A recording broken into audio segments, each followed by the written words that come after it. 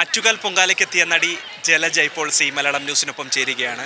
ചേച്ചി, എത്രാമത്തെ പൊങ്കാലയാണ്? അത് ചോദിക്കുന്നത് ശരിയാണോ എന്നറിയില്ല. 12-15 വർഷത്തോളമായി പൊങ്കാല ഇടുന്നു എന്നാണ് ഞാൻ മനസ്സിലാക്കുന്നത്. അങ്ങനെയാണോ?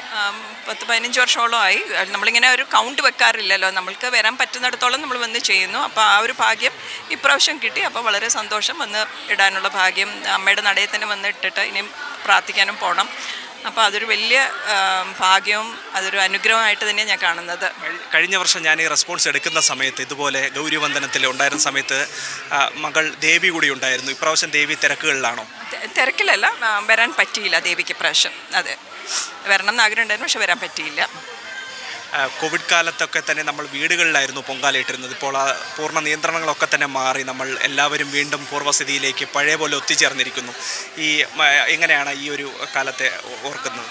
അല്ല, വളരെ സന്തോഷം. എന്താ വെച്ചാൽ പൊങ്കാല നമുക്ക് 2 വർഷം ഈ പറഞ്ഞ പോലെ ഫ്ലാറ്റിൽ തന്നെയാണ് ഇട്ടത്. പിന്നെ അത് കഴിഞ്ഞിട്ട് വീണ്ടും ആ ഒരു അതിൻ്റെ ഫുൾ ഒരു എക്സ്പീരിയൻസിലാണ് നമ്മൾ നിൽക്കുന്നത്. എന്താ വെച്ചാൽ തിരക്ക് വളരെ കൂടുതൽ, സ്ത്രീകൾ വളരെയധികം വരുന്നുണ്ട്. അപ്പം സന്തോഷമാണ്. എന്താ വെച്ചാൽ ഇത്രയധികം സ്ത്രീകൾ വന്ന് ഇടുന്നു എന്ന് പറയുമ്പോഴത്തേക്കും ആ ദേവിയുടെ വിശ്വാസവും ആ ഒരു ഭക്തിയും നിറഞ്ഞു നിൽക്കുന്ന ഒരു അന്തരീക്ഷത്തിലും വന്ന് നമുക്കിടാൻ പറ്റുന്നു എന്ന് പറയുമ്പോൾ വലിയൊരു ഭാഗ്യം തന്നെയാണ്.